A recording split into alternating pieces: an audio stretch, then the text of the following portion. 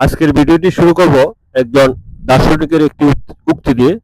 খলিল জিব্রান তিনি বলেছিলেন, ভার্চুয়াল জগতের কৃত্রিমতা এবং বাস্তব দেখার পার্থক্যর সাথে তাল মিলিয়ে তার দর্শনে তিনি বলেন, চোখের ভাষা আর হৃদয়ের স্পন্দন যেখানে পৌঁছায় না, সেখানে হাজারো শব্দের চিঠি বা বার্তা দিল তা কেবল একটুকু বরফের মতোই শীতল, প্রাণহীন থেকে যায়।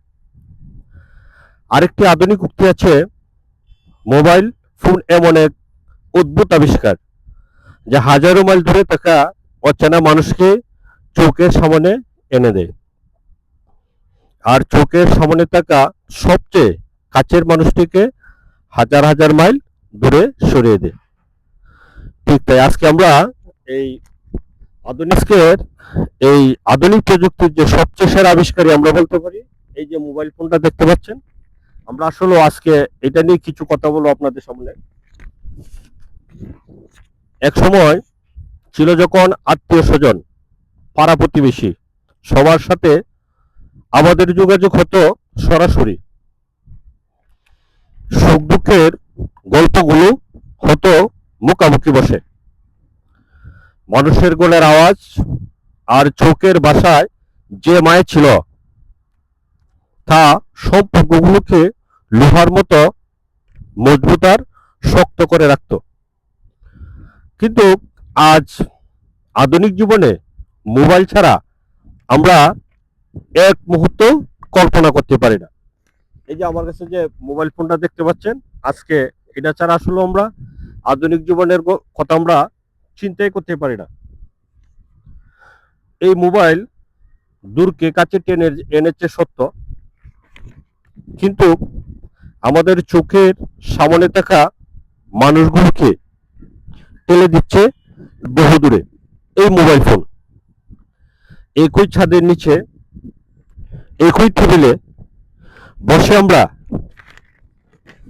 একে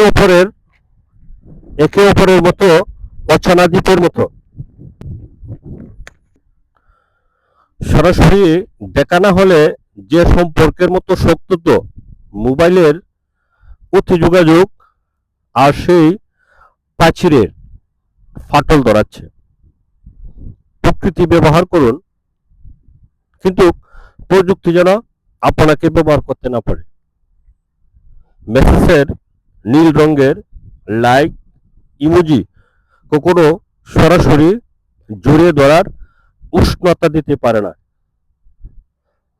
তাই আজই কিছুক্ষণ এই মোবাইলটিকে একটু দূরে রাখুন, পাশের মানুষটিকে দিকে একটু তাকান, কথা বলুন, কারণ সম্পর্ক বাঁচে হৃদয়ের স্পন্দনে, মোবাইল নেটওয়ার্কে নয়। সরাসরি দেখা হলে মানুষের কণ্ঠস্বরের কাঁপুনি, চোখের জল বা হাসির আসল রূপ দেখা যায়, যা সহানুভূতি তৈরি করে।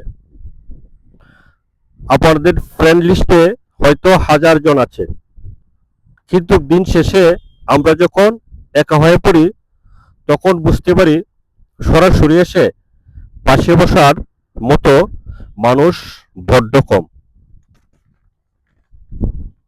আগে প্রতিবেশীর খোঁজ দিতে মানুষ তাদের বাড়িতে যেত, আজ একটি মেসেজ দিয়ে দায়িত্ব শেষ। এর ফলে সামাজিক বন্ধনগুলো শিথিল হয়ে যাচ্ছে।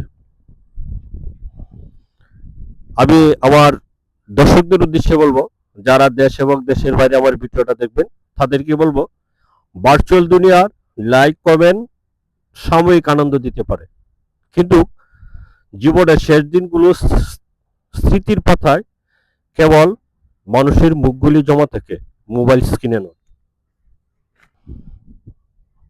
জীবনের গভীর সত্যগুলি যদি আপনার মনে বিন্দুমাত্র ধুলা দিয়ে থাকে, তবে আমার এই পথ চলার আপনারাও সামিল হন।